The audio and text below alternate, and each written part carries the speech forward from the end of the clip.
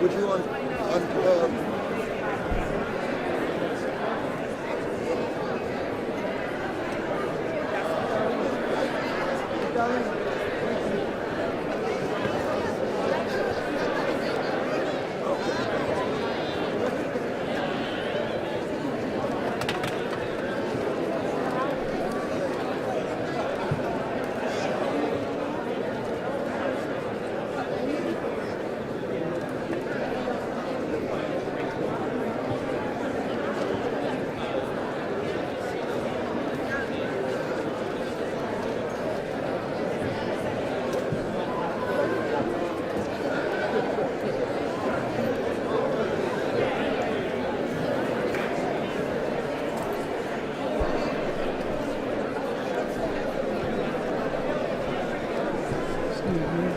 Just so you know, you're in this.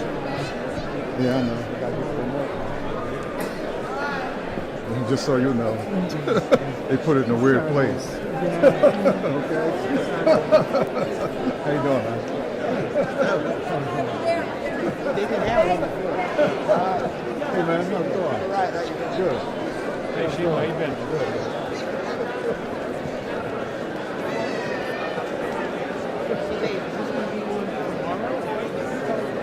Not be on at all. Anyway, more light. We judge on its merits. Okay. This is it? It's pretty freaking You know, good. Dave James is here. It's important. I know it's important. Hey, David. A little early, man.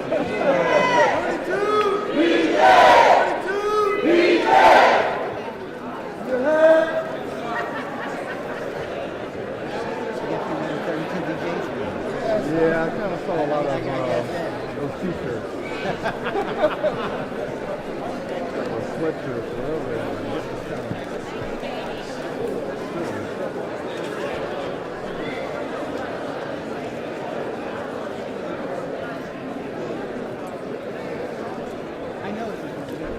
I know it's important now, PCN. Oh, I know that. Oh, I know it's important now.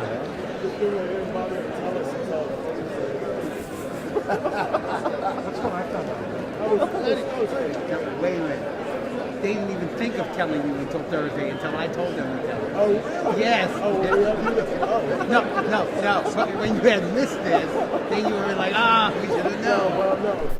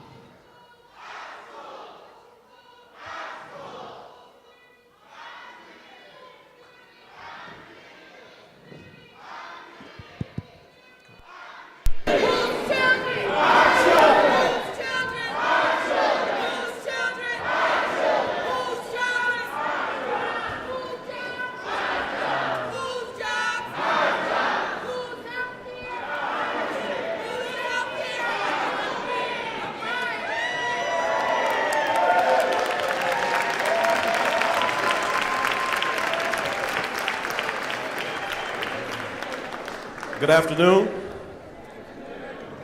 It is cold outside, but there's some fire in here.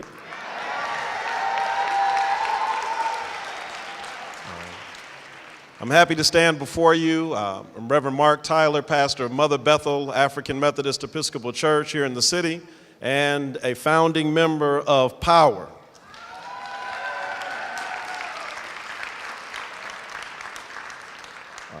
It is an often used cliche that every election is the most important election in our lifetime. But I can tell you, as a parent of two children who attend overcrowded schools in the public school system in Philadelphia, that this is definitely one of the most important elections that we will ever face.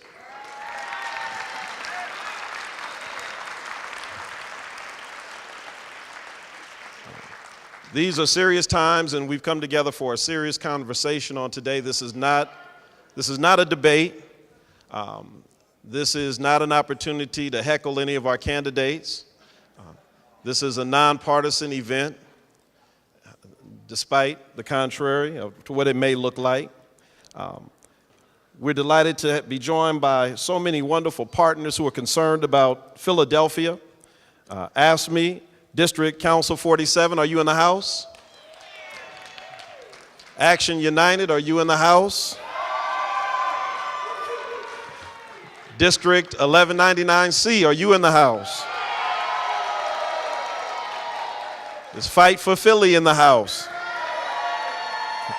Is PASSNAP in the house? PCAPS, I know you're in the house. Pennsylvania Working Families, are you in the house? Is Power in the house? SEIU 32BJ.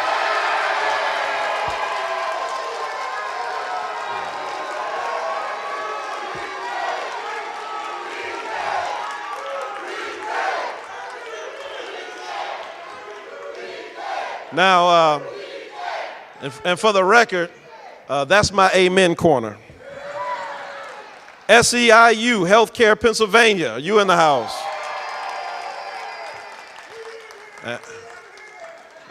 And finally, Youth United for Change.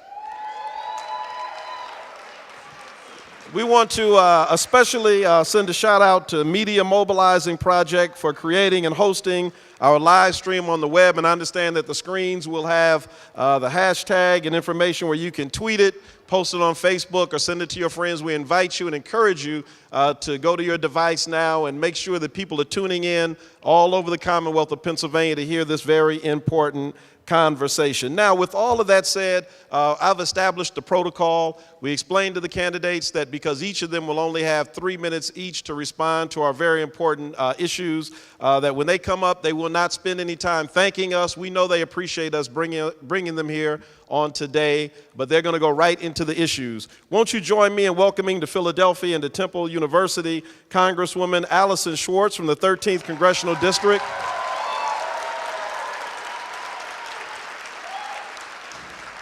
Our State Treasurer, Rob McCord.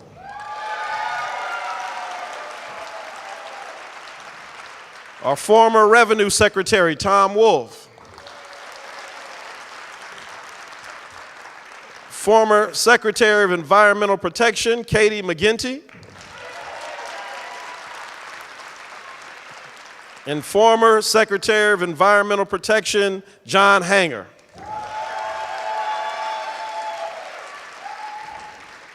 We invited a number of candidates, including Governor Tom Corbett, who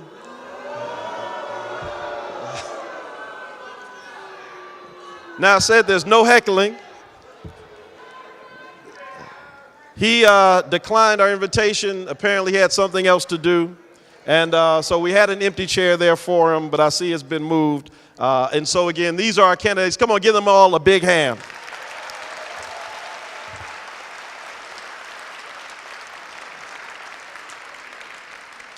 The format is simple. We have 4 issues that we're going to talk about on today. We'll begin with education, and in each of these sections, we're going to have testimony by persons who live in Philadelphia and who are deeply impacted and affected by the issue that we'll be discussing. And following their testimony and a few framing comments by myself, we'll then hear from each of our candidates. Again, we're going to begin with education. I believe everybody in this room is completely aware of the fact that education cuts that have happened over the recent few years are inflicting damage in Philadelphia that will take years to unravel as our children, not only in this city but throughout the Commonwealth, are suffering. Here in Philadelphia, this is nothing short of a crisis. In the last 2 years, over $1 billion has been cut from the basic education budget. These funding cuts are staggering for public education and have fallen disproportionately on Philadelphia. At the same time, massive and mostly unregulated charter school expansion has come at a huge cost to the district, with nearly 30% of district funds going to charter schools. We are truly at a decisive moment for the future of public education. We'll either fulfill the basic ideal that all children can get a quality education at their neighborhood public school, or we will proceed down a dark path of privatization and inequity in education. Now we're going to hear from two persons who are no strangers to this community. One is actually a student. She is a sophomore at Kensington Creative and Performing Arts High School and a member of Youth United for Change, Deani Martinez.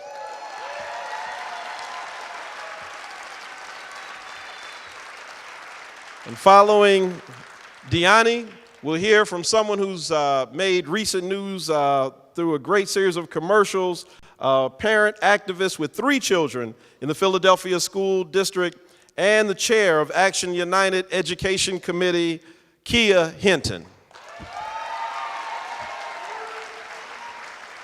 I believe they're somewhere out there on the floor with the microphones. We're going to hear from them now. Hello, everyone. Yeah, so my name is Kia Hinton, and I am the co-chair of the Education Committee at Action United. I have 3 children in the Philadelphia public school system. 2 of my children attend Longstreth Elementary School, and 1 attends Motivation High School. And I am the mom from the Mayor Nutter TV commercial. Right. And despite the mayor calling my efforts misdirected, I had to call out our elected officials because I know our young people deserve better. So what I've witnessed is a national trend of school closings. We've had 23 school closures in Philly, 50 schools have been closed in Chicago, 22 schools closed in New York. That's just to name a few. I've seen a young girl lose her life, which may have been prevented had she had a school nurse at her school. And I've seen our schools lose programs such as art and music that make students even want to be there. Many students have seen their teachers dismissed, while classes have been combined, pushing 40 or more students in a class.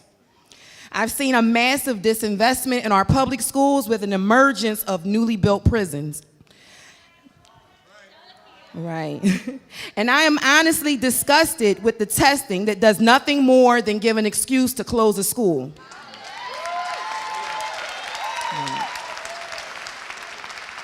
So I want schools that create space where students want to learn, it captures their curiosity, and is culturally relevant.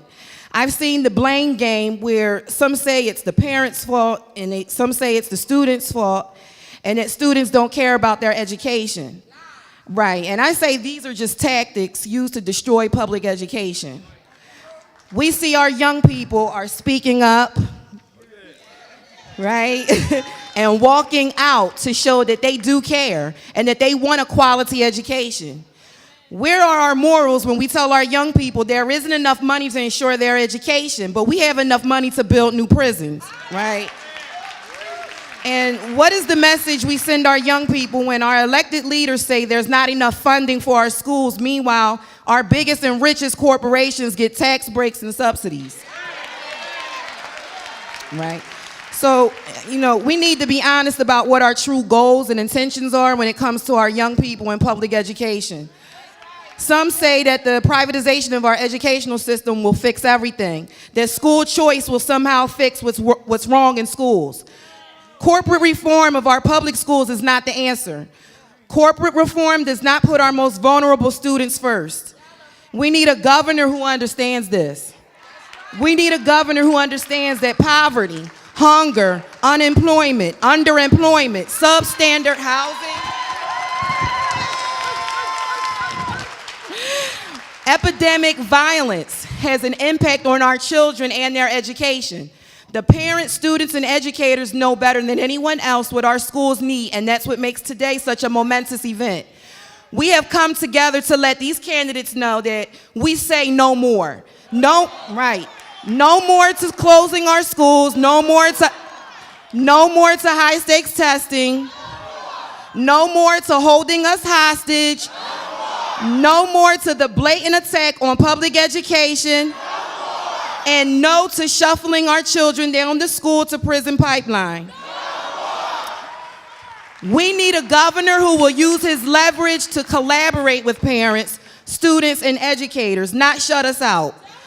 We need a governor who understands that every student, regardless of who they are and where they live, deserve a quality education. Today, I call on our candidates, present and absent, to sign on to the principles that unite us, to work nationally to make our vision of public education a reality. Thank you.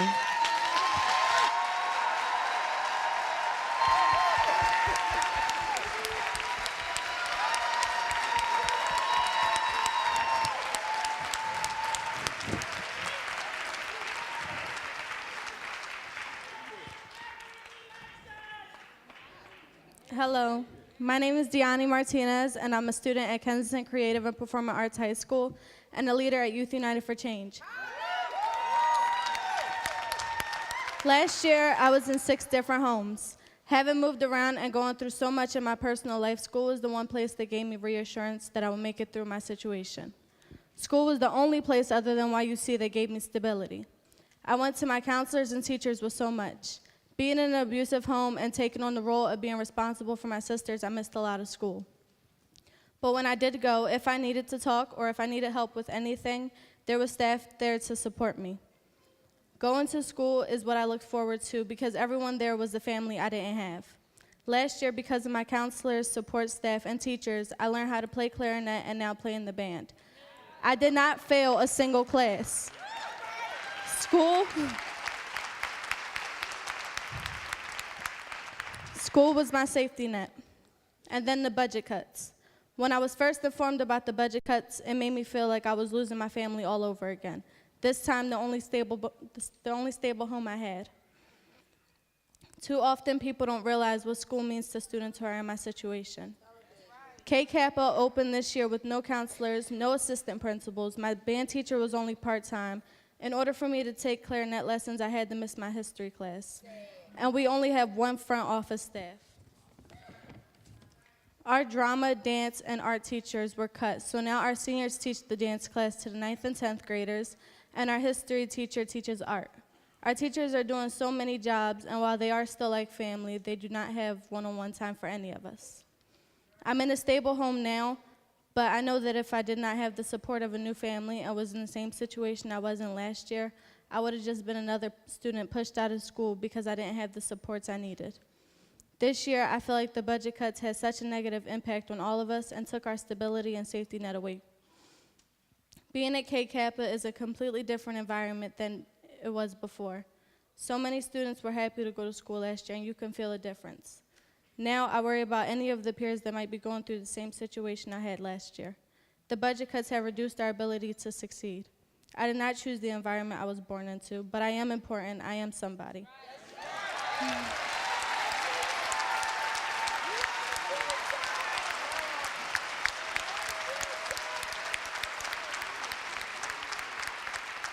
We deserve fully funded schools and supports we need to succeed. Thank you. All right.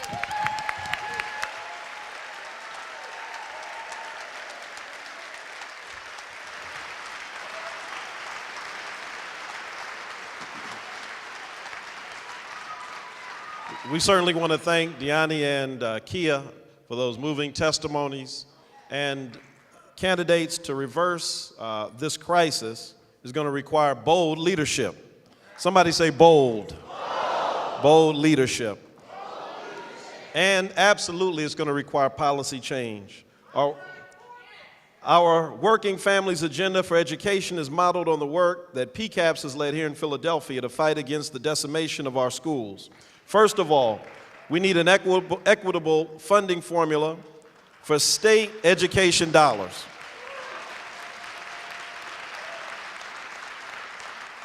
The formula that allocates dollars based on what it costs to educate children, taking into account the number of families living in poverty, the number of English language learners and special needs students, and taking into account the capacity of local districts to pay these costs. Number 2, we need to increase the revenue for public education and human services. By ending corporate tax loopholes and subsidies, enacting a fair tax on gas drillers, and stopping new prison construction.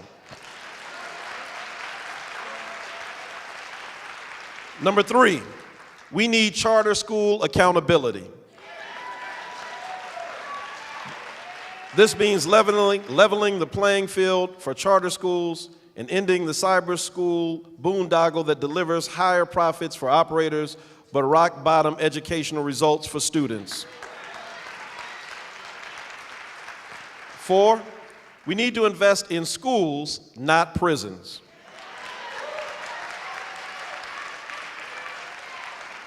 And finally, we need to abolish the School Reform Commission.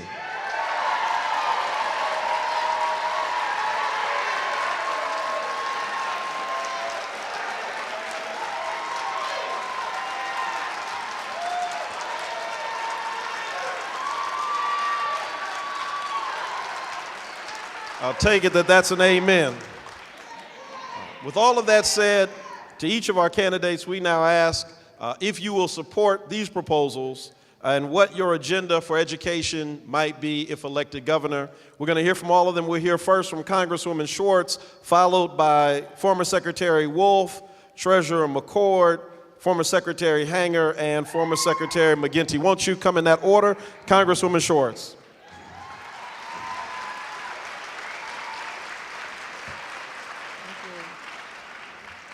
Well, good afternoon.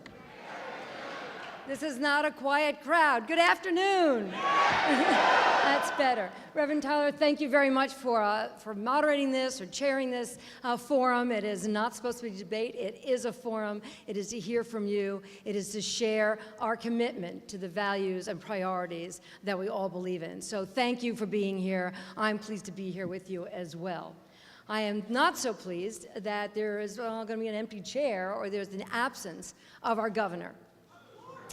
But it is not a surprise that there's an absence of this governor. He has been absent on the values that we share and the priorities that we are committed to. The fact is that Pennsylvania has a great legacy. We have great natural resources. We have great people. We have been leaders in innovation and in manufacturing.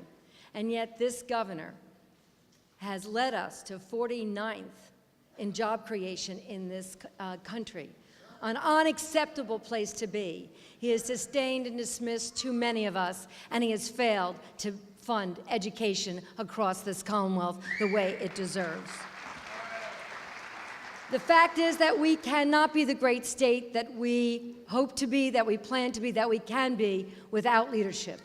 You can applaud that too, but we need a governor with vision and a commitment and an understanding of the state and a clear plan for our future to lead our state. We need a different governor to be great again. You know that. I am someone who has always set high goals. I have had high expectations for what we ought to do together. I have sometimes had to break them down into smaller pieces to get them done, but I've always figured out a way to move forward. That is what we want to do. That is what you want us to do, and we absolutely need to do that if we're going to have high expectations for our children, for our Commonwealth, for our economy going forward. And that is what I plan to do. So we need a great state. If we want a great state, it has to start with public education. You heard this, right? You heard the stories. You heard from Kia and from Alba. You heard from parent and a child, a student in our schools. My own mother was an immigrant to this country. And when she arrived on the shores of this country alone at the age of 16, they sent her to Philadelphia because it had a good public school for her to go to. She was a senior at Girls High and graduated from Girls High right here in Philadelphia. And she actually went to this fine university where we're standing. She went to Temple University. She would have graduated, but for having run out of money and deciding that she couldn't finish. Something we should not let happen again to children in the future. Fact is that I sent my own children to the Philadelphia public schools. And I did that, thank you. And they are proud graduates of the Philadelphia public schools. They graduated from Central High School. I don't know if there are any Central High School graduates in the audience. The fact is that I had confidence that they would succeed when they went to the public schools in Philadelphia. I am not sure In fact, I know when I hear you that we don't have that confidence today. That is unacceptable if we're going to grow this economy. It's unacceptable if every one of our children is going to succeed and meet their potential. So what would I do as governor? I would make public education the priority it deserves to be in this Commonwealth. And I would... Congresswoman Shorts. And I'm going to just quickly just to answer your agenda. I will just say that I will support your agenda. I absolutely would abolish the School Reform Commission and restore local control.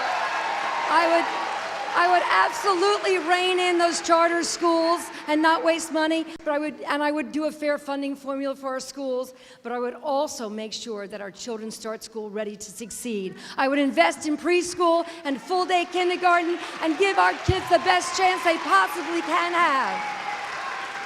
And when we invest in public education, we invest in the future of this state. And I look forward to doing that because we'll work together to win this campaign and to run the state in a way that assures our children a great future and our state a great future. Thank you very much. Thank you. Mr. Wolf.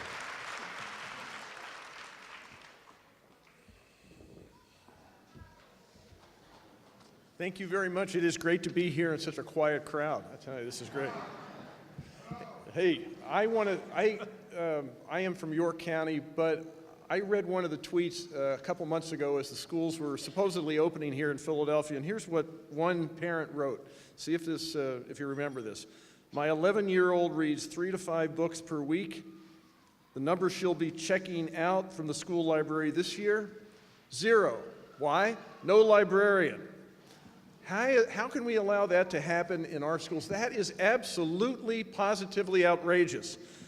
This is terrible. I mean, how can we get to the point where people in a place like Philadelphia absolutely have no promise of a good public education? Our governor has allowed that to happen. He has not only put public education on a back burner across Pennsylvania, not just in Philadelphia, he has actually taken it off the stove. That is outrageous. Now, okay, I have to admit, I love learning. I mean, I went to school as far as you could go. I have a PhD from MIT. My daughters actually went, yeah, thank you very much. Are you kidding? Okay, I have never, ever been in a crowd where MIT gets an applause, but that's great. I thank you for that very much. Thank you. My daughters received a great public education in York County, and I would hope that you care about the education my daughters received as much as I care about the education your children here in Philadelphia should receive. This is important to all of us. We are all in this together. To sum up, this is something this governor, this administration, and a lot of people in this administration just simply don't get. Public education is just that, is a shared enterprise, something we should all be doing together because we all benefit from the education we all get, that our children all get. As governor, I would change the direction we're going in. I understand that if we're going to have a bright future in Pennsylvania, we are going to have a great education system in Pennsylvania. All of our children, no matter where they're born, no matter what zip code they live in, are going to get a good education. That means we have to start with fair and adequate funding for public education across the board. And that means taking advantage, according to your agenda, which I agree with, we all agree, we need to take advantage of the shale that lies beneath this state. We will tax that. Thank you. We need a universal pre-K education program. We need charter school accountability so that we're not diverting funds unfairly from our public schools. We need good education because we need good jobs, and we need to connect, by the way, higher education, and we're in an institution of higher education. We need to connect those institutions of higher education with our worlds of work. As an employer, I understand that. I cannot have a good, successful business if I don't have employees who are educated. I understand that. I have understood that all through my life. As governor, I will make education a priority. Thank you very much for having me here.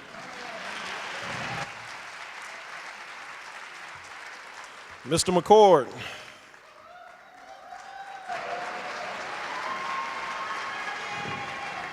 Thanks, everybody. I can't resist thanking Dr. Tyler and thanking all of you for carving out time on a weekend for this important conversation. I think it's most important to highlight that for me, education isn't just a policy conversation. It's deeply personal. It's at the core of why I'm running for governor. It's at the core of why I intend to defeat and evict Tom Corbett. Let me ask you something. Does this sound familiar? A single parent who's playing by the rules, who has a job, but it's a bad job, who's mistreated by her employers, who wants nothing more than to get a good education for her kids. Does that sound familiar? Well, it sounds familiar to me because that was my mom's story, that was our story. And my mom, she went through a really bad divorce when I was 4. We eventually left just before the 4th grade, California, which was a place of bright sunshine and deep sadness, where people stopped treating my mom with respect as soon as she got a divorce. But she came to Pennsylvania, a place of great seasonal change, even though it's a little cold outside, and a place of immense opportunity. I was able to go from the slow reading group to being a scholarship kid to Harvard, to working on Capitol Hill, to going to the Wharton School at the University of Pennsylvania, to helping to create thousands of jobs, not just make money, because a lot of people have a poverty of purpose, but to have a life of the mind and to help other people enjoy opportunity. And that's at the core of why I'm running for governor. The number one thing to do is to reverse this misguided governor's policies on education. And you need to hire somebody who not only will be best built to defeat and evict Tom Corbett, but to go get the tough votes to do the right thing. Yes, it starts with reversing that billion-dollar theft of the K-12 in-classroom funding.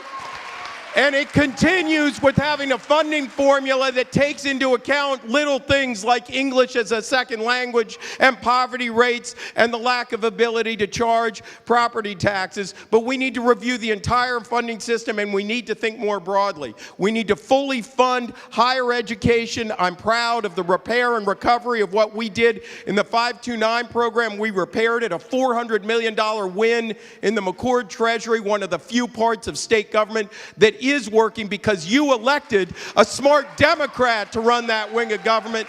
We will fully fund community college. We will help unions provide associate degrees that are bridges to jobs. We've seen the IBEW do it. I know the SEIU can do it with jobs in home care. And we will provide full funding for early childhood education because our kids matter. We can't warehouse them. We have to educate them well before they're 5 because that investment yields a return for decades. Join me in the fight against Tom Corbett. We will beat him. Thank you.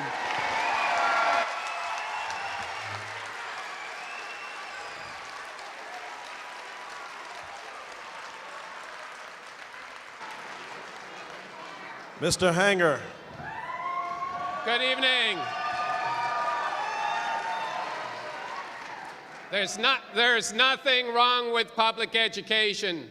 The problem is that we have a governor and too many Republicans and some Democrats who are trying to privatize public education. I will stop the privatization of public education cold. This is deeply personal for me. I arrived in this country in 1970 as a 12-year-old boy off a plane from Ireland, and I went right into the public schools. And it was public school teachers and public school education that prepared me well for my career. That is why I care about public schools, because I've lived it. I also understand that if you want to prepare children for public education or any education, you must attack poverty. When I came out of law school, right here in this town at the University of Pennsylvania School of Law, I went to work for Community Legal Services. I rode the Broad Street subway, got abroad an area, and went to work with low-income families who were struggling and working hard. Now, if we're going to stop the privatization, we have to talk about charters. The truth is the charter schools are too often not only providing a poor education to poor children, and that hurts the poor children, but they're stealing money from our public schools.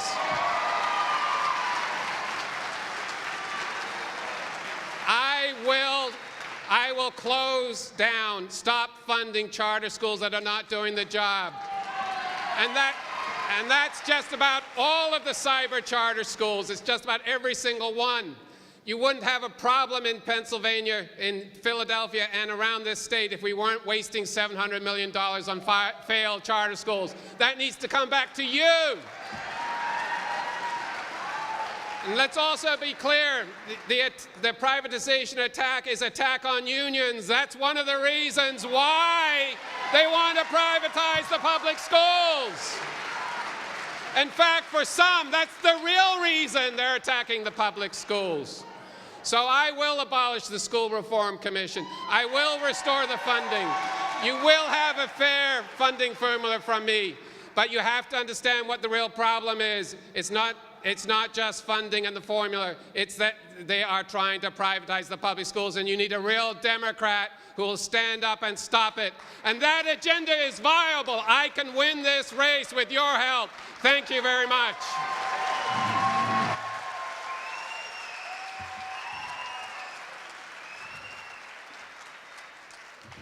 Ms. McGinty. Thank you. I think we need a little energy in this room, huh? I actually want to bring us back to a little bit of a quiet moment for a second, because this is what fired me up about public education and why we are surely on the wrong path with the direction we've been going. A morning in September, sitting down, having a cup of coffee, pulling out the newspaper, and seeing the beautiful face of little 12-year-old LaPortia. A beautiful child the same age as one of my daughters, whose life is now gone because of an asthma attack that inconveniently came the day that the school couldn't afford to have the nurse there.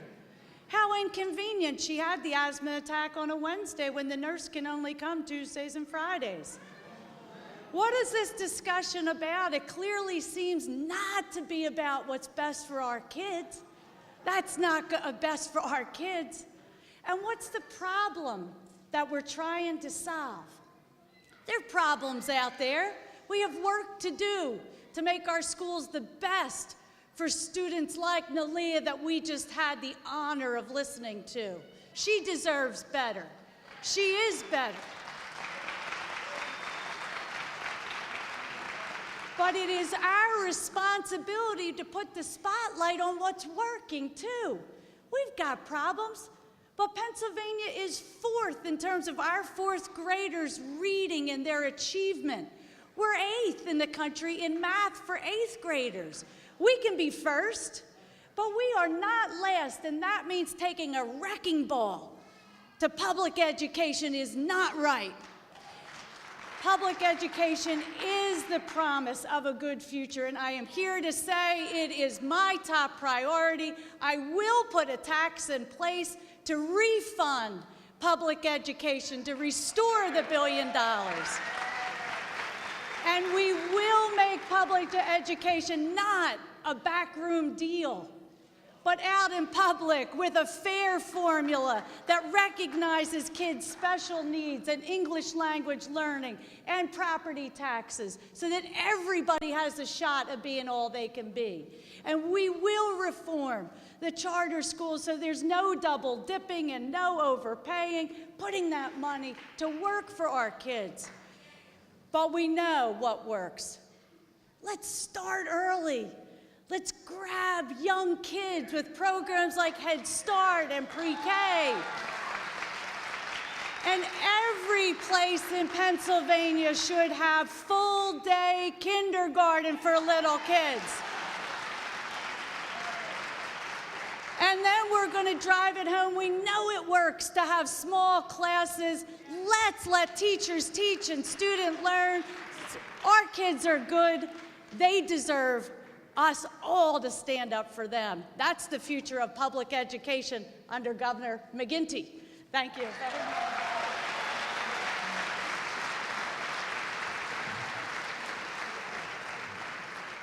We certainly want to thank them for those responses, and I'm sure on behalf of all the clergy in the House, we're glad that you're not running for pastor. You all have some real fire. Now, we've been talking about K through 12 education and young people before they get a start in life. Now we're looking all the way at the other end of the spectrum and talking about retirement security. So it doesn't do any good to have a good education if you can't have a way to use it and have employment and also know that you'll be able to retire with dignity. Today, Pennsylvania has the 4th oldest population of all states, and the ability to retire with dignity is an issue of paramount concern. Amen. Absolutely critical. Employer-sponsored retirement benefits are sharply declining. Nearly half of all current employees have no retirement benefits at their job. And those businesses that do offer retirement benefits are shifting to plans that are more costly and more risky for the employee. During the recent financial crisis, countless Pennsylvanians saw their 401k saving plans get nearly wiped out because of reckless behavior on Wall Street. We need somebody in the governor's office who is ready to take this issue and this challenge head on, not by making it harder for people to retire with dignity, but by making it easier for all working people to retire with the income needed to maintain a fair standard of living. We're going to hear now from a recently retired employee of the City Recreation Department and a member of ASME District Council 47, Betty Flanagan. Come on and give her a hand.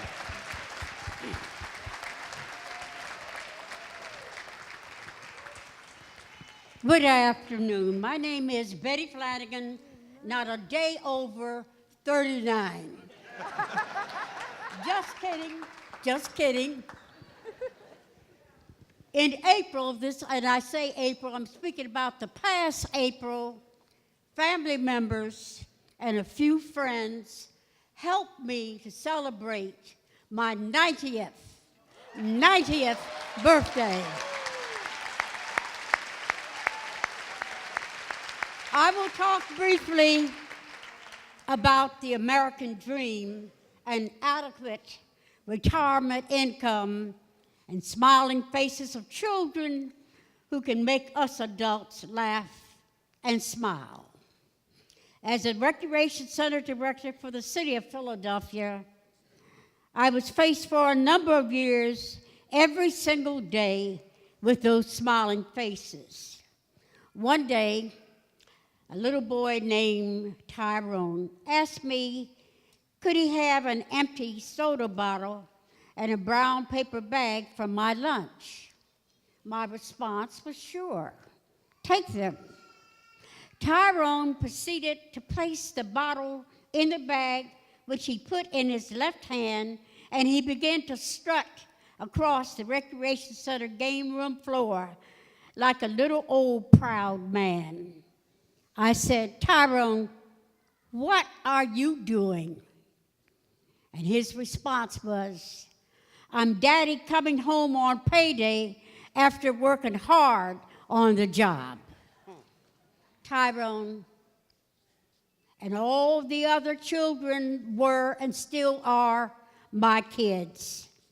I hope they will experience the American dream, a comfortable retirement income. Luckily enough, I had a mentor in my life that taught me the retirement American dream was like a 3-leg stool. The retirement stool would be stable if it had 3 solid legs: a pension leg, a Social Security leg, and a saving investment leg. If one of these legs was shorter than the others, you would become unstable and your retirement would fall. I have been blessed by having the 3-leg stool, which has properly supported me, but I'm worried. I'm worried about my recreation babies and the next generation to come. Will secure retirement be something that will only exist in history books? With pension and Social Security cuts being threatened across the United States, How will my kids and their smaller children ever have a shot at achieving full American dream, which is a secure retirement? Every day, I hope and pray that the day will come for the kids to have American dreams with the three-legged stool for retirement. Thank you.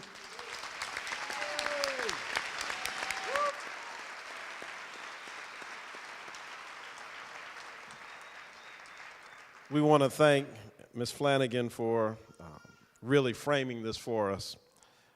Our two platform issues related to retirement are these, and we again ask if you would support these to the candidates.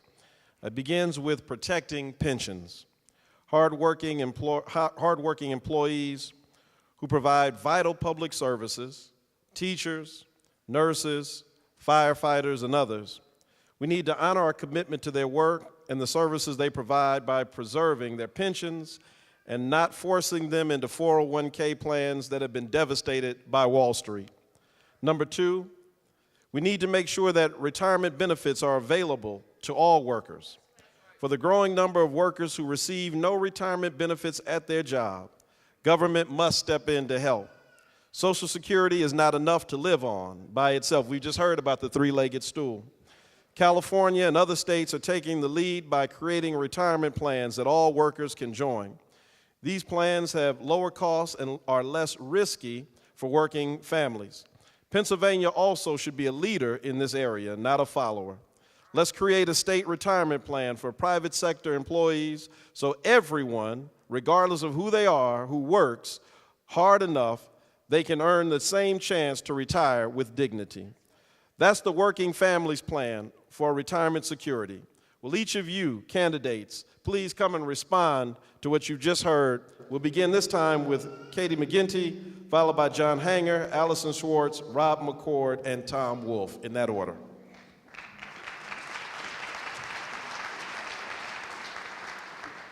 Thank you, and my answer is yes, and absolutely yes. A story for you. So I'm 9th of 10 kids. My dad was a Philadelphia police officer.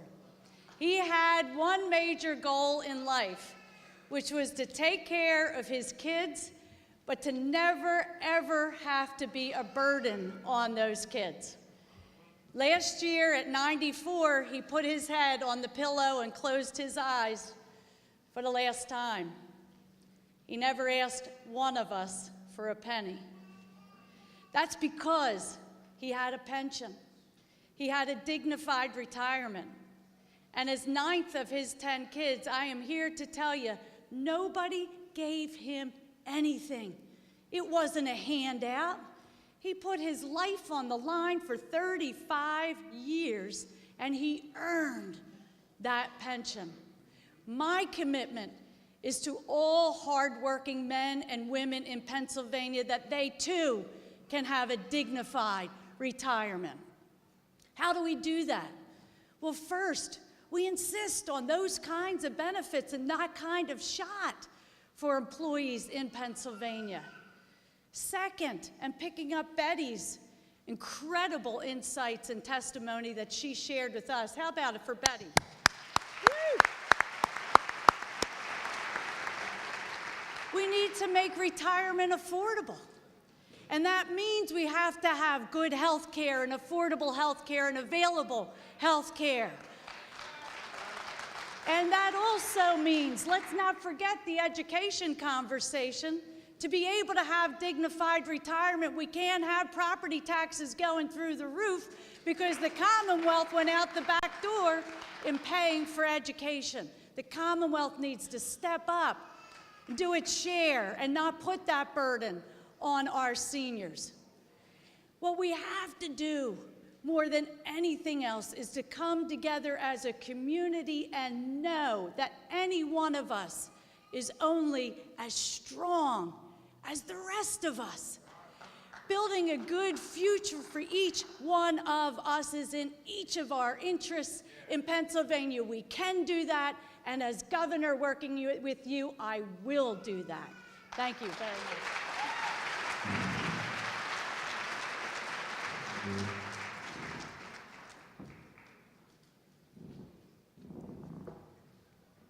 Well, let's get a couple things clear right up from the beginning. Anybody who has got a public pension or a private pension, as far as I'm concerned, has an absolute legal guarantee that it should be paid. Indeed, in the case of the public pensions, I believe that is a constitutional guarantee, and I know there are some in the Republican Party who are eager to raid the pension fund. I will absolutely stop that cold, just like I'll stop the privatization of the public schools cold. What California is doing could well be a model for the nation, and yes, I long believe that Pennsylvania should not be a follower but a leader, so let's get going on that. There are so many people in the private sector who work hard and who are not organized and not member of a union, and yes, we're going to help them join a union, but right now they're not organized and they haven't joined a union, and they have no pension, they have no retirement income, and they're on the way to living old age in poverty just on Social Security. I know what that means because I worked in this town as a legal services attorney. I saw senior citizens living on Social Security only. I saw the choices they would make between prescriptions and heat and food. That's a disgrace. It's a disgrace whether it's young or old. What will stop that from being a reality right now here in Philadelphia and across Pennsylvania is good retirement income and better jobs before you retire. You can't, in fact, solve this issue without talking about the reasons why so many people have a shrinking paycheck. People are working hard. They have jobs in many cases, though we need more, but they often have jobs that don't, in fact, even pay for the bills today, let alone for a retirement income. The economic pie grows. The rich, however, are getting the bigger piece, and you and everyone else who are not in the top 1% are getting a smaller piece. That's the truth of it. In order to have a sound retirement income, you need a good paying job. So we need to raise the minimum wage to at least $10 an hour. We need a Democratic governor who will not only talk about unions, but stand with unions and help working people join a union. Then, when people get to the golden age and those retirement years, they won't be choosing between food and heat and medicine. Let's make that an old age that we can all be proud of. Thank you very much.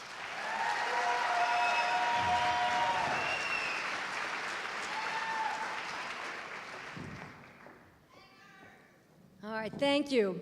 I want to say that this continues the conversation that we need to have about Pennsylvania and whether we can be the great state that we believe in, whether we can actually have a Pennsylvania that is actually committed to hard work and innovation and achievement.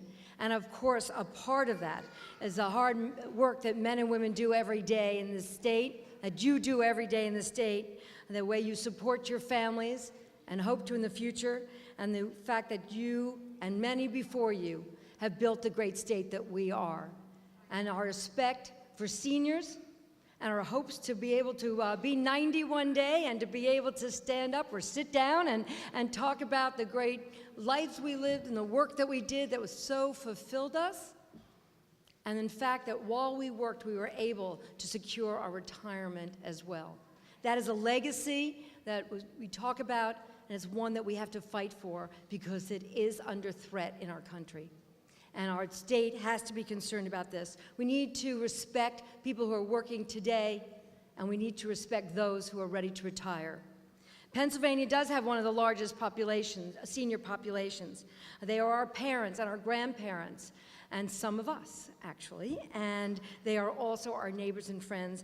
And for some of you in the audience, they are also the patients and people you take care of every day, and I thank you for that.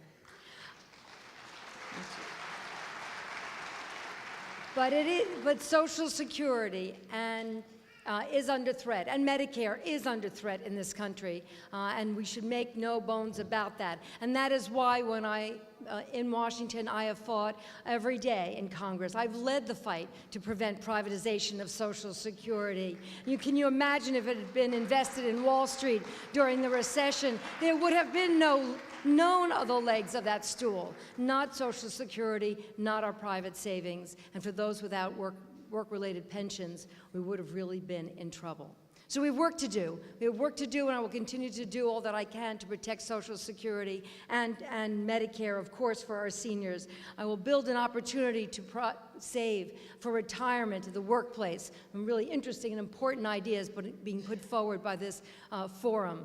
That is what we need to do as we move forward. And we need to make sure that we meet our obligation to our retirees who had pensions that they paid into, who are threatened today. And we need to meet those obligations, and we need to do that together. So thank you for everything that you've done.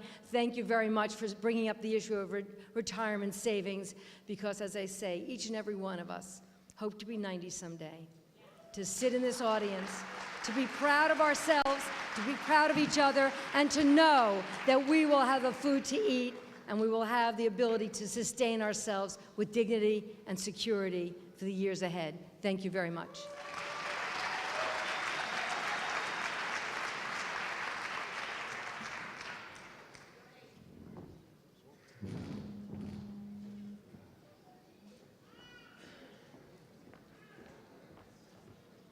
Thanks. Let me start with sort of a substantive point. If retirement security and pension security is a top tier issue for you, I'm your guy.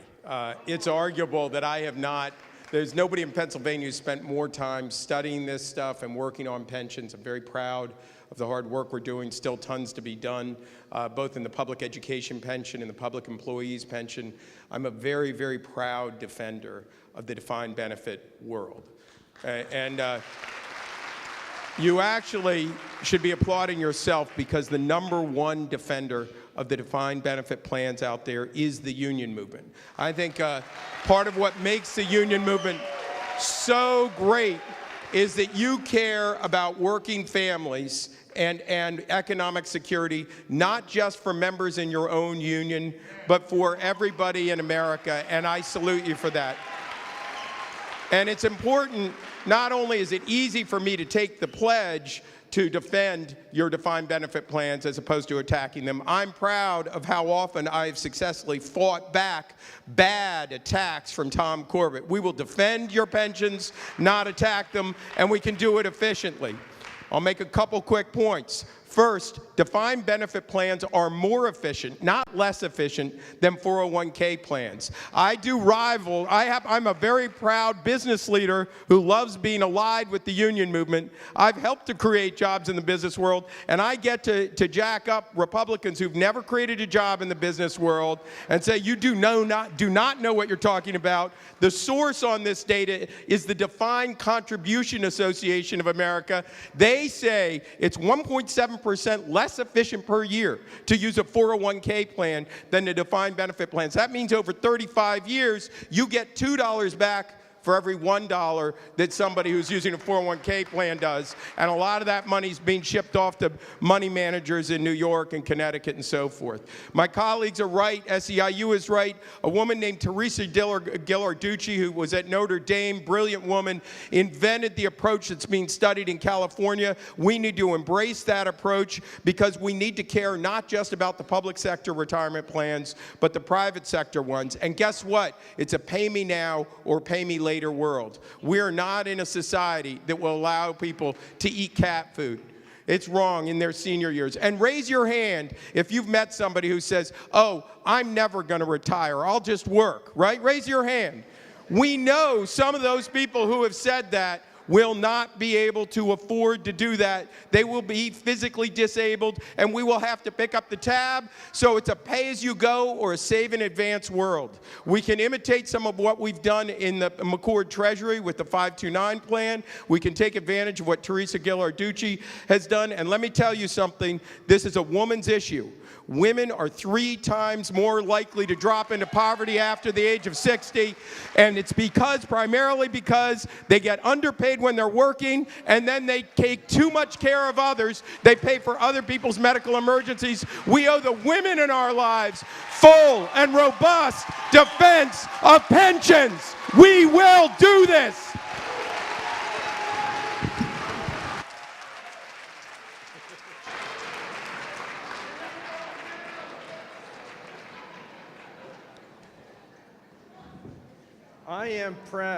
I am really proud to be a Franklin Roosevelt Democrat because we take retirement security seriously. This is not just about a pension crisis. And by the way, we do not have a pension crisis in Pennsylvania. We do have a pension problem, but we do not have a pension crisis. What we have is a need to rededicate ourselves to retirement security so that all of us who get to the age of Betty Flanagan and earlier than that have a life worth living. That's what we need to do. That's what we should be dedicated to, all of us. This is something we all share. In my company, I've done that. I have actually worked hard to make sure my employees have a retirement security, that have an old age, a retirement that is dignified. When I was Secretary of Revenue, I'm not sure all of you know this, the lottery is part of the Department of Revenue. You know that? People would call me and ask for the number. I actually didn't know what the number was going to be, but I did know that $1 billion each year went to serve the needs of older Pennsylvanians. And I made it my job to make sure that we had that $1 billion. And every year I worked hard to improve the lottery so that $1 billion was there. I did that as part of Edwin Rendell's cabinet, and the lottery did things like property tax and rent rebates, the prescription drug programs, many of the things that make life after 65 good to live. So I think that's important to me. The other thing, we need to protect public pensions.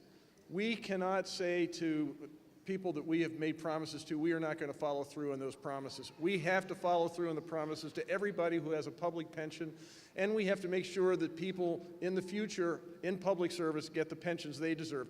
There is an overall compensation issue. We can talk to people in the private sector and say this is not important, but it actually is. If we want to compete in the public sector, if we want employees in the public sector every bit as good as the people in the private sector, we have got to make sure that our compensation is competitive, and that includes our benefits, especially our retirement benefits. People have to retire with dignity, whether they're in the public sector or the private sector. We also have to assure retirement security in terms of what we do in terms of our health care. Home health care is important. I have a 90-year-old mother, a 92-year-old father. They are still at home. They have a dignified retirement, and I am doing everything, and my brothers and sisters are doing everything to make sure they continue to have that. We should follow through on that with every Pennsylvania citizen. As governor, I will make sure that everything is done that we can do as a society, as a Commonwealth, to make sure all of us have a retirement that we can be proud of. Thank you very much.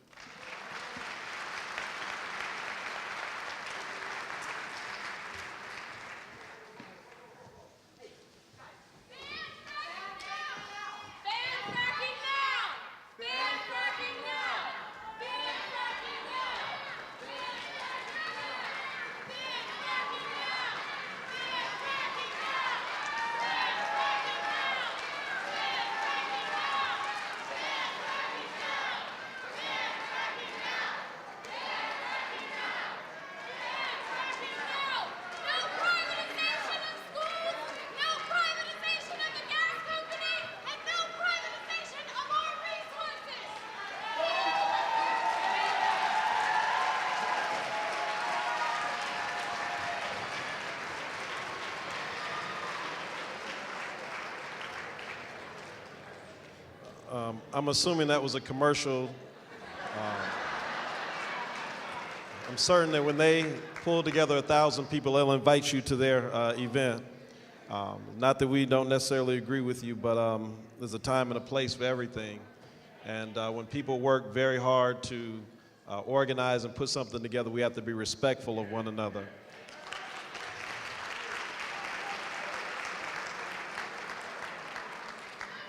Good jobs. So let's talk about good jobs. Candidates, like many of you, I use the airport here quite a bit. And, you know, there was a time before I got involved with Power and our work at the airport and trying to get persons better jobs as wheelchair workers and other things that I would just take for granted when people were kind of leaning against the jetway with an attitude. But when my flight comes in late at midnight and I miss the SEPTA train, I can get a taxi cab to go home. But that means that somebody who makes $7 to $8 an hour with no benefits, who lose their job if they go home so that they don't miss the last piece of public transportation out, has to stay. That's an issue. And so we're here to talk about not just jobs, but you can't get to where Ms. Flanagan is without a good job. And so to hear more about the need for good jobs, we're going to hear from somebody who is on her home turf. She is a member of 32 BJ, Nicole.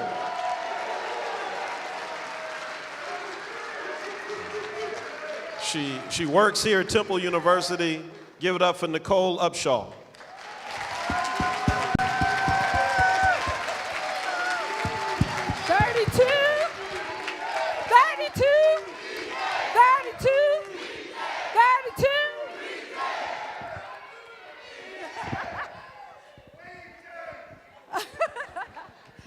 Hello, everyone. My name is Nicole Upshaw. I am a member of 32 BJ SEIU and a security officer. And also, I am a security officer with L.I. Barton Security Services right here at Temple Main Campus, Temple University. Last year, we finally got a union and won our first contract.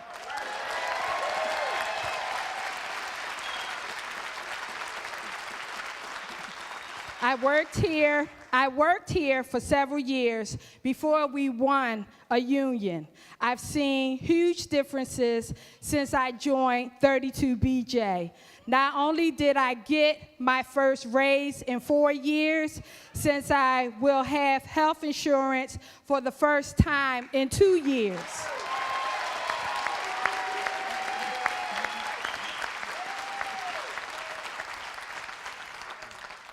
Now that I have a good job with raises and benefits, I want to fight to make sure that everyone in Philadelphia earns a living wage.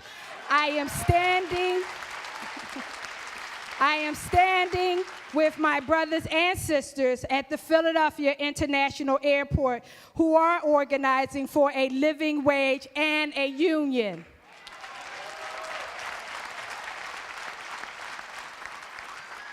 There are over 2,000 workers at the Philadelphia International Airport who earn poverty wages working for subcontractors. The baggage handlers, wheelchair attendants, and cabin cleaners who make our airport run very differently for the airlines. They work for subcontractors like Prime Flight, Postpone, and McGreen. The average worker makes only $7.85 per hour with no paid sick days or affordable health benefits. Now, how can a worker work without health benefits if they're sick, if they're dying, if they're not even living, or even if they don't have a home to stay in? How can we do that? How can we work as workers? I am standing with workers at the Philadelphia International Airport. Please deserve better than poverty. They deserve a union and a living wage. Thank you so much.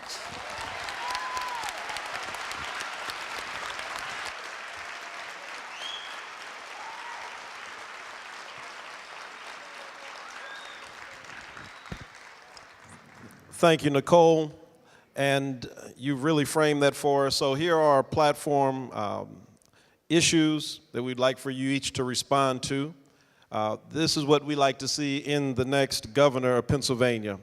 Begin by raising the minimum wage.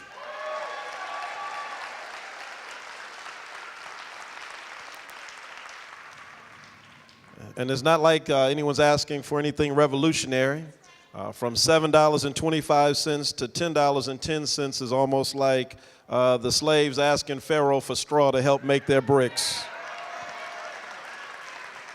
but it's a beginning. We also call for an end to payday lending. We call to make paid sick days a right for all workers.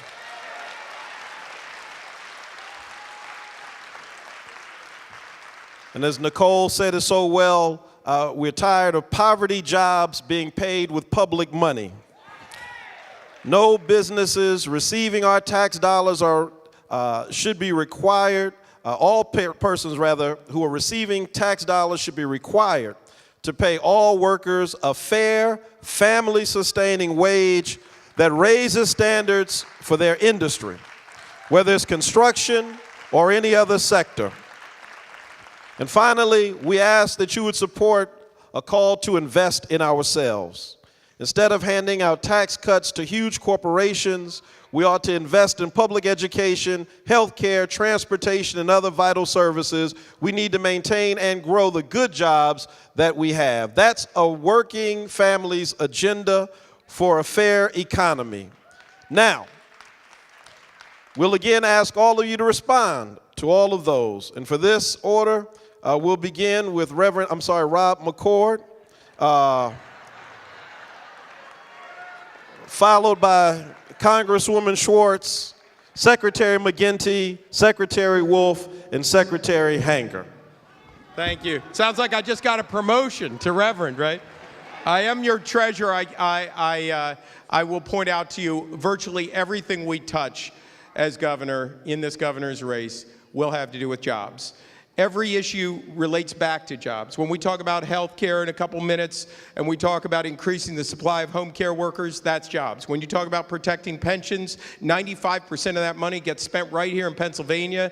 If you ended those defined benefit plans, you would throw the economy into recession right away and you would end jobs. Again and again, the investment in infrastructure that this silly governor delayed and held hostage for 3 years cost us jobs, not just boots in the street, good unionized jobs to rebuild our infrastructure, but $1 million a day increase in cost and jobs that would already be existing in tax revenue that would be flowing. This issue touches everything.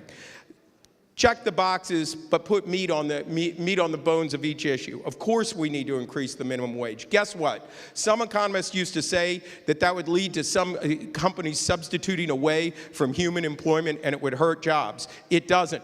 It increases the wealth of middle-class families. The evidence is in, raise the minimum wage. You're well more than $10. Second, earn sick leave. Guess what? Sick people come into work, what happens? Other people get sick.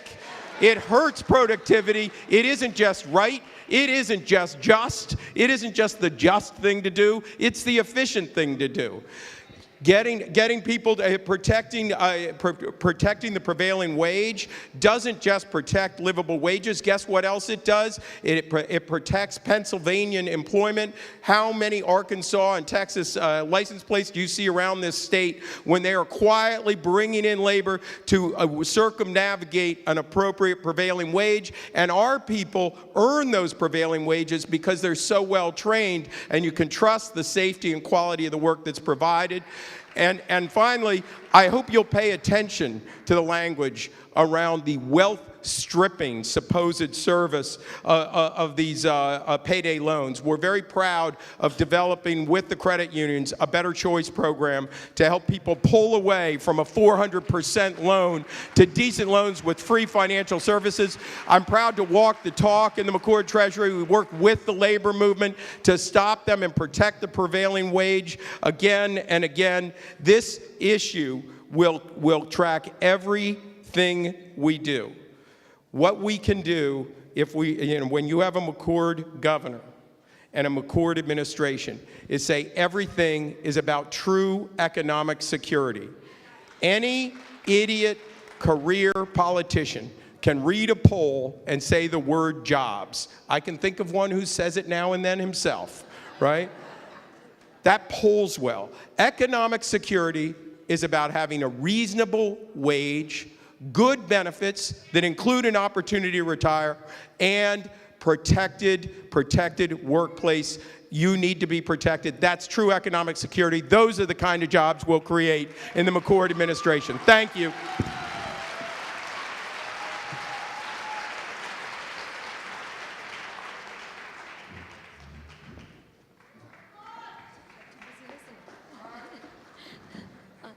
Sorry, I got too busy listening, which is what I'm supposed to be doing here today as well. So I'm pleased to do that. Look, if we want to build a prosperous, a dynamic economy here in Pennsylvania, we have to build on our natural resources and our assets and our people. Our legacy in the state is one of steel and of innovation and ingenuity and of hard work and determination. We built railroads. We mined and drilled power for the nation. We invented and we continue to invent new cures and manufacturing products that are the envy of the world. And unions helped to organize these workers so there wasn't just wealth in a few hands, but wealth was spread to the workers, and there were fair wages and fair benefits. So thank you to the unions who stood up early in this nation's history to make that happen, and the ones that continue to stand up today. I thank you for that.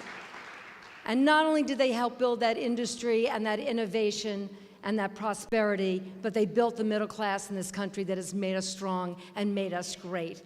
And thank you for that as well. If we are going to rebuild Pennsylvania's economy based on these great assets, we have got to make sure that we are rebuilding and growing that middle class. And that's what growing this economy and growing jobs has to be about. Hard work must be respected, and workers must be respected. Without a middle class in Pennsylvania, we cannot succeed. I know that, and you know that. And that is why together we have fought so hard, and occasionally successfully, to increase the minimum wage on the federal level and, of course, here in Pennsylvania. And I would commit to doing that. I'm trying to get it done in this whole country. But as governor, I can tell you I will work to make sure that that is increased to $10.10 for sure. But we've done more than that. I have worked to make sure that there is fair pay for women, that we support the prevailing wage and maintain it, that we have paid sick leave and family and medical leave in this nation. We have made that happen, although it is not paid. We should be everywhere we go. And yes, we can use both a carrot and a stick as governor to make sure that our public dollars that go to support corporations push them and maybe require them to behave appropriately and pay their workers fair wages and fair benefits, and we will work together to make that happen. This is all about leadership. It's all about leadership. It's about making sure that we make sure that all of our natural resources, including that energy in the Marcellus Shale, is used to benefit all of us. We should tax them. We should use those tax dollars. And we should use them for education that we talked about. And we should use them to grow economic opportunity across this state, and we can. So working together with the right plan, the right vision, the right sense of urgency, we can do that together. And I look forward to working with all of you to make sure that we drill responsibly, that we hold those companies responsible, and we use some of that wealth for all of us. Thank you very much.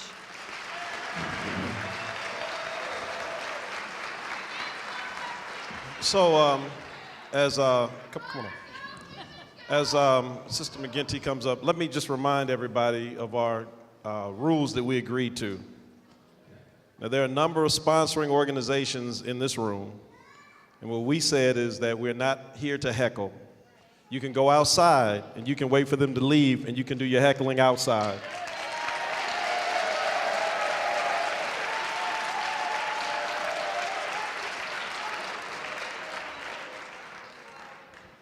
Thank you very much. Go right ahead. Okay, thank you. Okay, so we're here to talk about jobs. Well, there's two that I have in mind. There's a job that I think the person in it deserves to be fired. Anybody think that could come to mind? But I'm here to tell you for sure that I'm here to apply for that job. But when I had the honor of serving as Secretary of Environmental Protection, I'm telling you, I was proud also to go out there and bring new jobs and good jobs to Pennsylvania. You know, some people want to fill your head full of false choices. They'll tell you, if you care about the environment, then you have to give up jobs. It's a false choice. What we did was to say, we want clean energy, we want clean environment. Let's bring those jobs that put people to work. And when I was finished being secretary, Pennsylvania was #1 in the country in building wind energy, in solar energy. Those were union jobs. Those were jobs with good benefits. They were steelworker jobs and building trade jobs, the kind of jobs that give those salaries, those benefits, what Betty was talking about, all the ingredients for a good today, a good future, and a secure retirement. Here's another false choice. People would have you believe that if you want a decent living wage, you're risking your job. But that evidence is old. The evidence is in terms of what's ailing this economy is that wages haven't grown. If we want the economy to grow, we've got to put money in people's pockets. If we want people to be able to afford to go to a job and pay for the transportation and the child care and the clothes and everything else that comes with going to your job, you have to have a living wage. I was proud to be the first candidate in this race to push for an increase in the minimum wage and to index it to inflation so we're not back to this debate time and time again. And I was proud also to stand with SEIU in Pittsburgh with UPMC and say, yes, people have a right to organize. That's essential. But we all know, too, we need to invest in us. And as governor, I will put money back in job training and skills development, enabling young people to have a shot at those good jobs. We've cut those programs. We have to restore them so that we can compete and win. But here's something that's important there. Families need to be able to afford education. So I am going to increase the resources available for tens of thousands of people to be able to have those skills, but only for schools that are not bankrupting parents. Colleges need to keep costs under control. That's essential for good jobs and a good future. The last thing, in terms of making our dollars work for us, we spend hundreds of millions of dollars every week on big projects. Are they going to Pennsylvanians? Are we putting our own people to work? When I was secretary, if you were restoring a wastewater treatment plant, you trained local people to do that job. That's what we'll do in Pennsylvania. Thank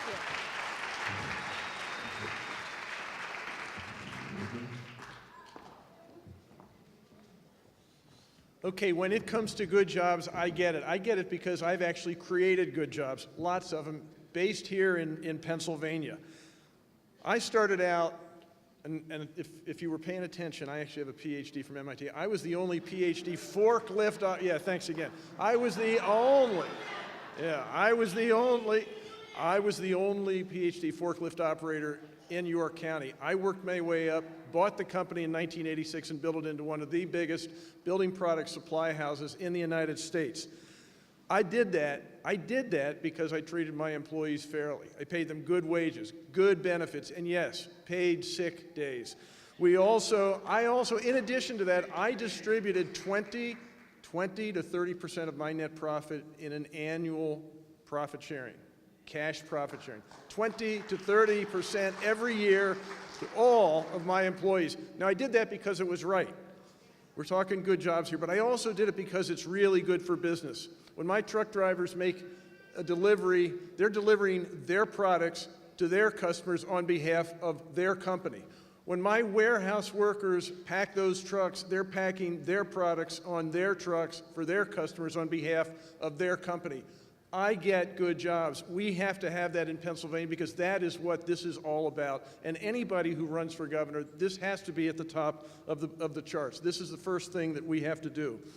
I want to be governor because I know how to do this. I have created jobs, and I know how to do that. First of all, as governor, I would invest in education. We've talked about education as a general proposition, but we have to do that in order to create good jobs. We need an educated workforce. We need children who are coming out of our schools ready to take the jobs of the 21st century. We also have to recognize that we can compete. Even in manufacturing, I know a lot of talking heads have said manufacturing is dead in the United States. That simply is not true. All of my products are made in the United States and even compete with products made in China. I can compete on price, we can compete on quality, and we can outcompete anybody in the world.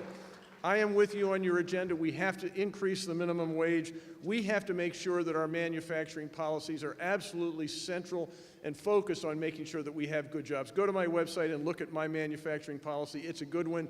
I know we can create good jobs in Pennsylvania. I have walked the walk. I will do everything I can to make sure we have good jobs in Pennsylvania in the same way I made sure we have good jobs in my company. Thank you.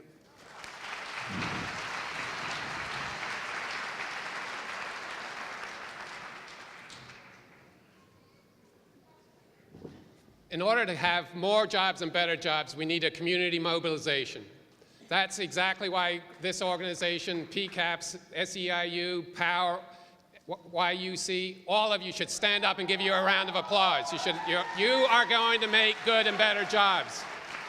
If you want paid sick leave, we need the community to mobilize for the workers at the Philadelphia airport. I want to thank POWER for leading that fight. And all these issues, just like all of us in this auditorium are connected, all these issues are connected. Tom touched on this. But more and better jobs begins with education. It begins very, very directly with education because educators are being laid off all across this state because of the privatization of our public schools. 20,000 educators have lost their jobs, thousands right here in this city. And I was proud to go to the tent when workers were fasting, organized by Unite and SEIU. I brought my school bus to that tent, and when you came to Harrisburg to protest and plead for justice, I met you there, and I was fasting that day with you. That's what we need to have in order to have more and better jobs. It starts with education, but that's not enough. I have a whole plan at my website, hangerforgovernor.com, and here's a very simple one. Expand Medicaid. Say yes to Medicaid. $4 billion going into our hospitals. It creates 41,000 jobs, good-paying jobs, many of them unionized jobs. That will, in fact, help our economy immensely. And green energy, Katie McGinty has been a leader on this. I'm proud to run with these good candidates, but I've been a leader on green energy too. We can create solar jobs all across the city of Philadelphia, solar jobs and wind jobs all across Pennsylvania. Bucks County has a Gamesa plant building wind turbines. It's organized by the United Steelworkers. Those are good paying union jobs. That same union is representing wind manufacturers in Evansburg, Pennsylvania, and Cambria County. I know how to, in fact, create the green jobs, the good-paying jobs that we need so desperately all across this state. And we will get that done. Go to my website again. But I want to tell you another thing. Too many people have a hard time getting a job because they have some kind of unfair conviction in their background. It's time to stop the mass incarceration.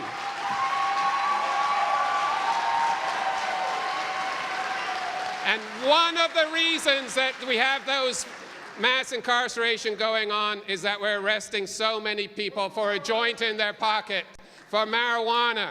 It's time to legalize marijuana. It's time to stop arresting African Americans.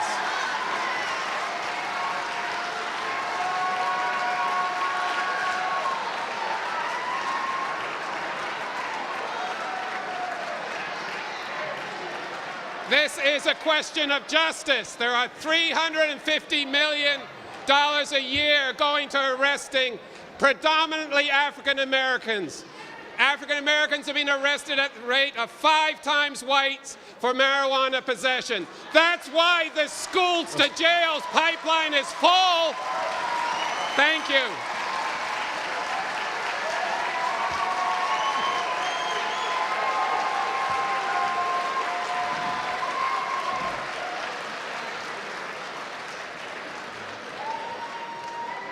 Well, that woke everyone up.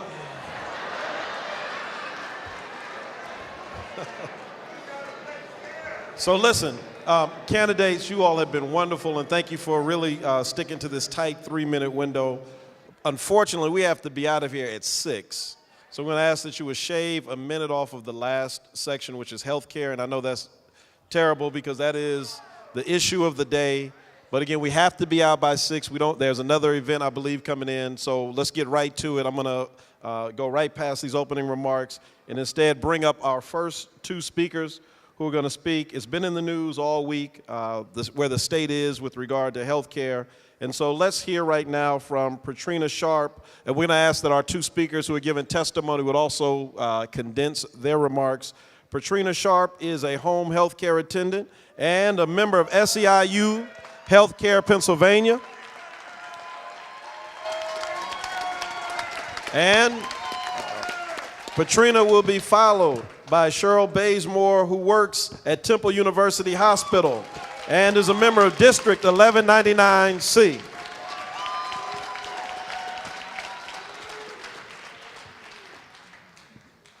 Hi, my name is Patrina Sharp, and I live in Philadelphia. Thank you for all attending this evening today. I'm nervous. Okay, I'm really excited to be here and share my story with you. Like so many of the 7,000 other people who need Medicare expansion, I work but cannot afford to buy insurance. In fact, I struggle each day to get by. I'm a home health aide. Because of my care, my consumer is able to live independently at home instead of in a nursing home. But I'm also a diabetic.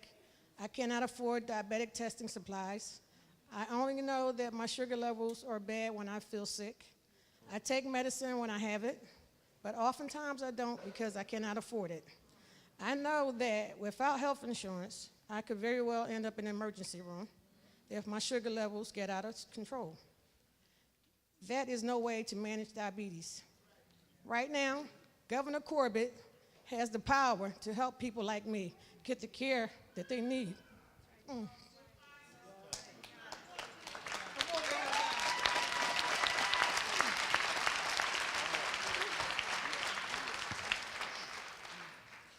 As of January 1st, 2014, but his unreasonable delays stopped low-income families from finally getting a doctor's care. For me, the delay means not getting my medications or supplies and continue to struggle to stay healthy. I'm hoping for a governor that puts my health above politics.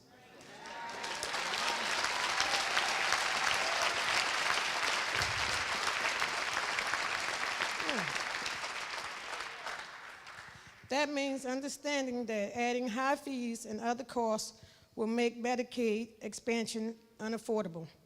If we could afford insurance, then we would already have it. It also means protecting the current Medicaid program as opposed to limiting choice for the most vulnerable people. The seniors, children, and people with disabilities should continue to receive the care they depend on. People like me have been struggling long enough.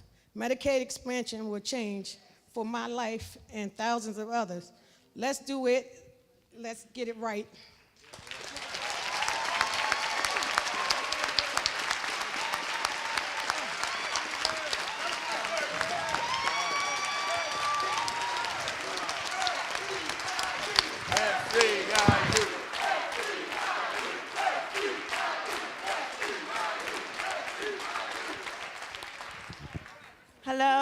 Hello, everyone. My name is Cheryl Bazemore, and I work at Temple University's ER department.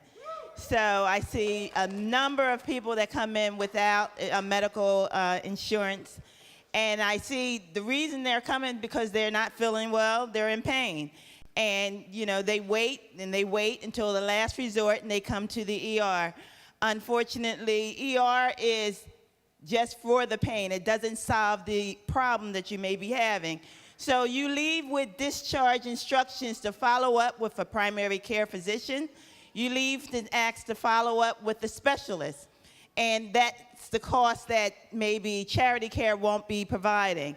It may be costing $1,000. They're asking you to make a payment plan, and that's not available to you. So, you know, I'm going to tell the story. I'm saying everyone could be in that shoe. It could be you. It could be me. At one time, it was me when I was without a job, and the day you leave the job and it shuts down, that's the day your insurance stops. So like I said, I was once in that situation, and I wanted to talk about a young man who was in that situation this year. He had headaches that just continued on.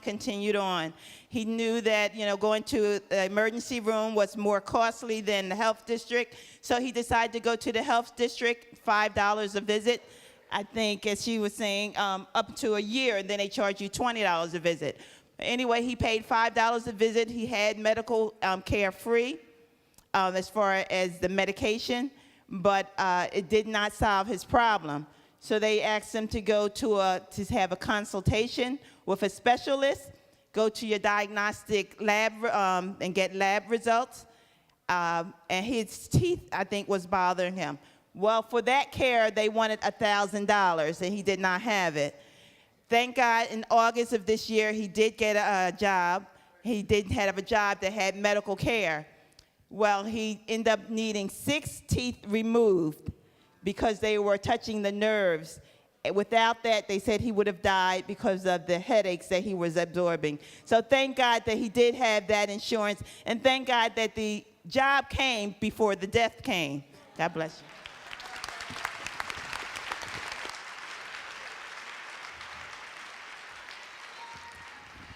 Thank you very much for those testimonies. And thank you both. Now, again, we were on a real, we're going to try to do this quickly.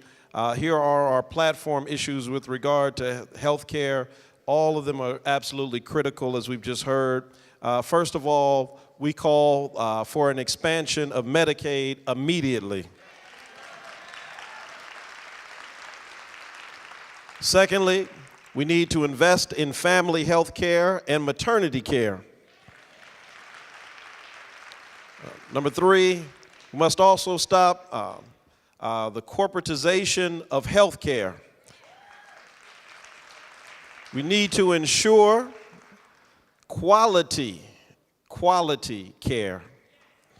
And we need to improve long-term care for consumers and caregivers.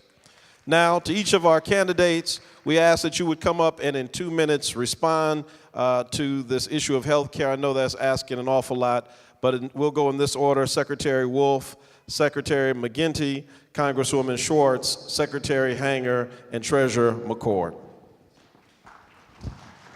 Okay, I'll make this short. This has become to be about politics, and it should not be. You are absolutely right. This should not be about politics.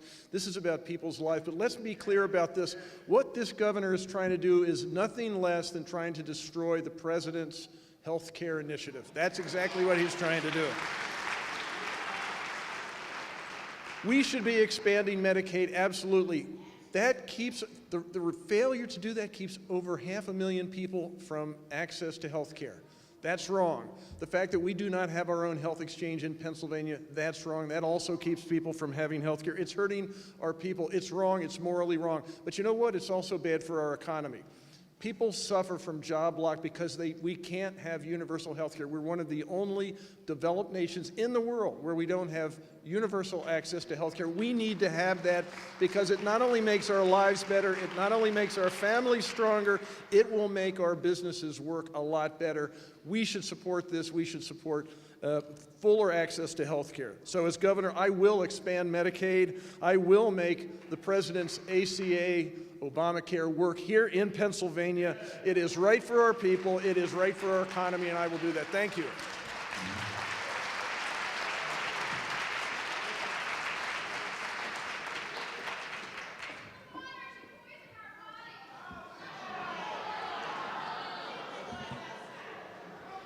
Okay. You know, when you step up to be governor, there's some issues that are really hard, some questions that are really tough. But when Uncle Sam knocks on the door and says 600,000 of your very good, decent citizens could have the dignity of health care, and we're going to pay you $40 billion to give them that health care. And when we do that, it's going to create 40,000 jobs in your Commonwealth. There's one answer. It's right quick. It's yes. Thank you very much.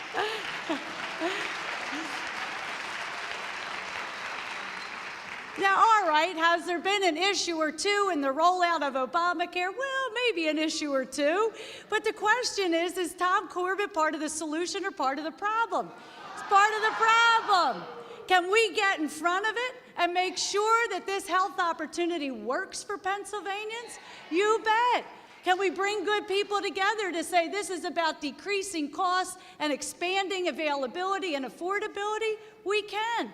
Can we do that and invest so that we're growing good jobs like nursing jobs and all of you who serve so well as nurses here? We can. This is an opportunity. But mostly I want to honor the organizations here and Power in particular. Because what we are talking about in all of these issues is human dignity. And it's time, if you want to claim the mantle of being for human beings and being for life, that you stand up against cuts in education and you stand up against cuts in health care. And you stand up for good, dignified jobs. That's what Power's about, and I am honored to be part of this gathering today. Thank you very much.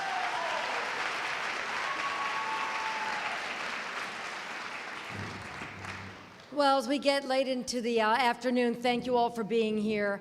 But I have to say, it's really hard for me to talk about health care in 2 minutes. It just is so important to each and every one of us.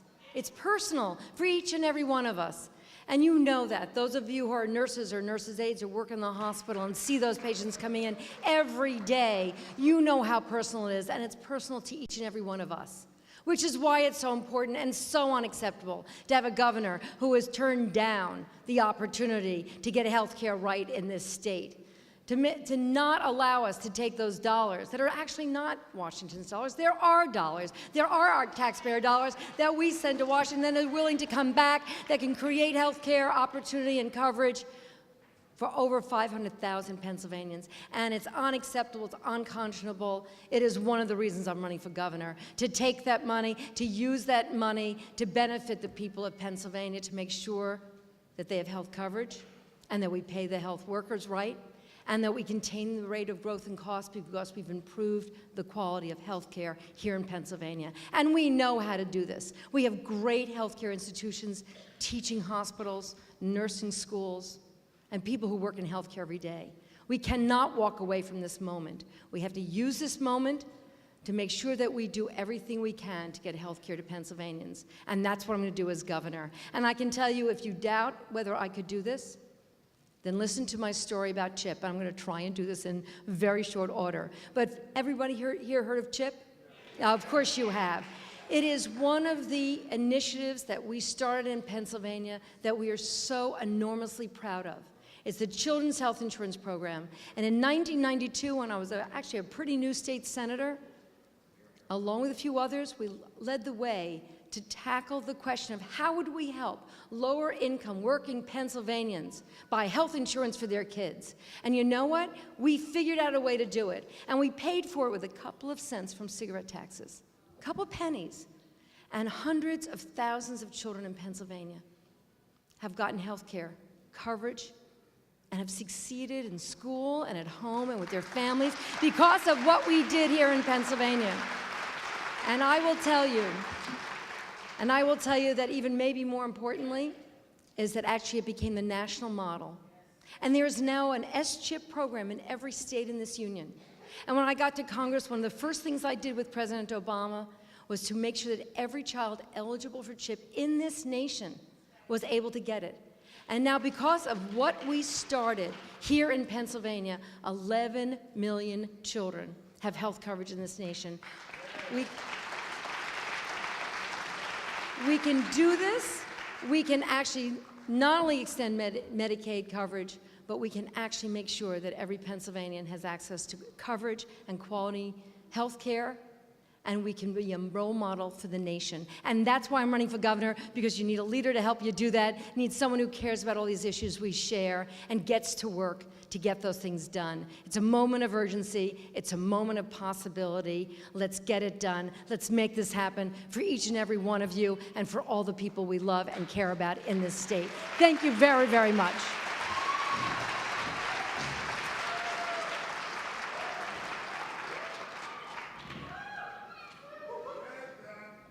This is a question of right and wrong.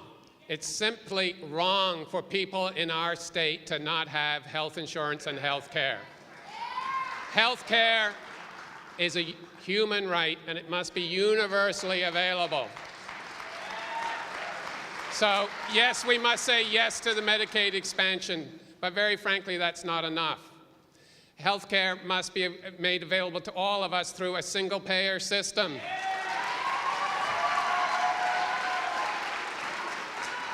The Affordable Health Care Act is a major step forward, and Congressman Schwartz and others are right when they say that Tom Corbett is trying to just destroy the president's health care plan.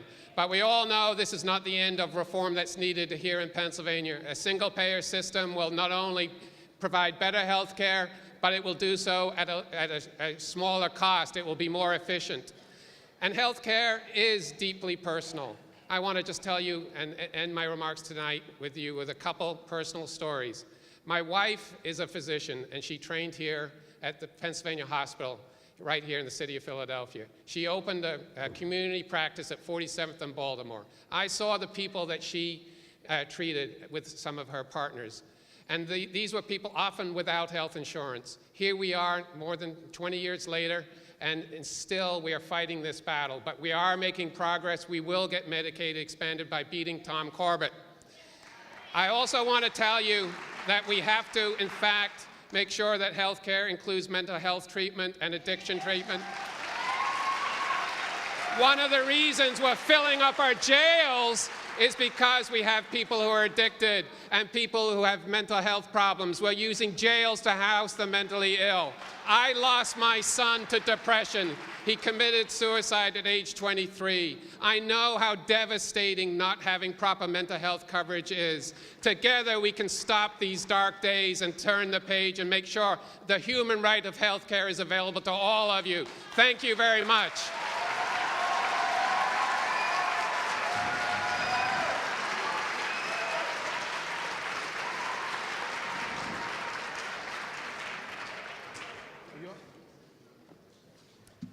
Time is tight. This is obviously about human rights. It's obviously about social justice. It's obviously about human dignity. Guess what else? We're really lucky. It's also about efficiency. We can fight for social justice and create jobs at the same time. What's bizarre about this governor, and we're in raging agreement. Sometimes everything's been said, but not everybody said it already. We're in raging agreement that it was ridiculous to refuse to accept Medicaid expansion when it was already paid for by Pennsylvania taxpayers. And guess what? That isn't some raging extremist position. This governor saw Republican governors in Ohio and New Jersey accepting it. And guess what else? Guess what else? I want you to sit back and think about the power of your movement, because in healthcare, there's kinds of healthcare that can be wasteful and kinds that are essential. Your movement is fighting the company town process yet again, the monopoly power where the providers have too much power in places like Pittsburgh, and only the unions fight that monopoly power where there are 50 people making $1 million not providing care. We have better ways of doing it, and some of it will include unionized jobs for home care where we use new technologies. We get people associate degrees. We pay them well, and guess what else we do? We cut costs by 40 to 60% while improving the lives of senior citizens who get to stay in their home if they want to. That's the kind of work we'll do, and I'll end with this vision. Imagine Imagine Treasurer McCord is your Democratic nominee for governor, and he gets to turn to Tom Corbett and say, only one of us took this state from the top tier to the bottom tier in job creation, and only one of us created thousands of jobs in the business world and knows enough to say that the union movement and the public sector can help create jobs and increase efficiency and repair the working class and the middle class of America. Let's go get him. Let's defeat and evict Tom Corbett. Let's take it to him. Come with us. We're going to win this thing.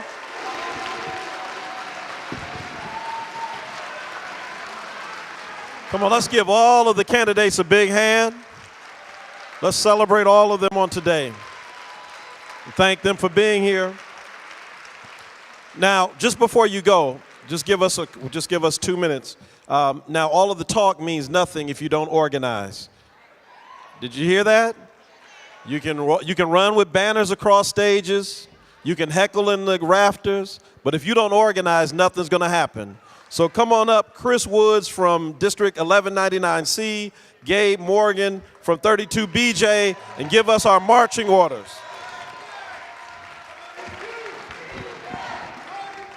BJ. Thank everybody for coming out tonight. We just want to start by giving a shout out to all of our sponsoring organizations tonight. Action United, Fight for Philly, PASNAP, the PCAPS Coalition, AFSCME District Council 47 and 33, and under the great leadership of my president, Henry Nicholas, District 1199C.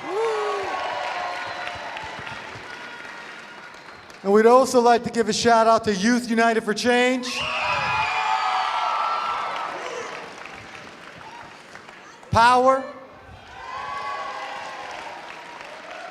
SEIU Healthcare PA, 32. The other group that we want to give a special shout out to, and this is to everyone here, is the Pennsylvania Working Families. This has been the first Pennsylvania Working Families event. If you look around this room, every organization mentioned, every person here, that's you. So one more time, I want to give a shout out to the Pennsylvania Working Families. Now I see people walking out the door, but before you do, we'd just like to ask you to listen for 1 or 2 more moments. We just want to talk to you. I think you guys have heard from the candidates who are running for governor about what they're going to do on the issues that we care about, right? But the question that we always have to ask ourselves is, what are we going to do? It's fine for them to come up here and tell us that they're going to fight for good jobs, that they're going to fight for education, that they're going to fight for pensions, they're going to fight for health care. But the question is, what are we going to do? What are we going to fight for?